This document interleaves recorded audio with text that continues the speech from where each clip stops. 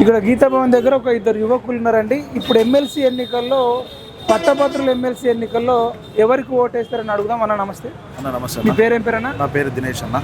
దినేష్, మీరు ఎక్కడ? మీ ఊరి పేరేం పేరు? మాది ఇక్కడ అన్న కరీంనగర్ లోకల్ అన్న. మాది. మీరు ఏం చేస్తుంటారు?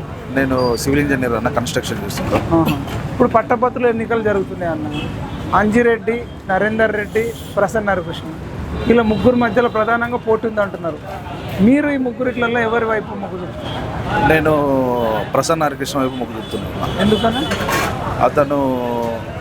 అతను జాబే పనంగా పెట్టి రిజైన్ చేసి వచ్చాడు. ఒకటి, అతనికి సబ్జెక్ట్ ఉంది, నిరుద్యోగుల పట్ల అతను పోరాడుతున్న నమ్మకం నాకు ఉంది. అందుకోసం అతనికి వేద్దామని డిసైడ్ అయ్యాను. నరేందర్ రెడ్డి నేను కూడా ఓట్లాడుతా, ఓటేయండి అంటే.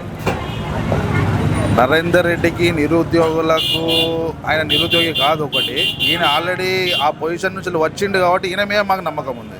అంజిరెడ్డి మరి? అంజిరెడ్డి అసలు ఇక్కడ క్యాండిడేటే కాదు, మాకు ఆయన ఎవరో తెలియదు. అసలు ఎక్కడి నుంచి వచ్చి ఇక్కడ పోటీ చేస్తున్నారు. ఏం చెప్తారు పట్టభద్రుల, కరీంనగర్ పట్టభద్రులకు అందరికి చెప్పేది ఒకటే, కరెక్ట్ క్యాండిడేట్ని చూజ్ చేసుకుందామని చెప్తున్నాను. ఆ కరెక్ట్ క్యాండిడేట్ వచ్చేసి ప్రసన్న హరికృష్ణ గారు నేను నమ్ముతున్నాను.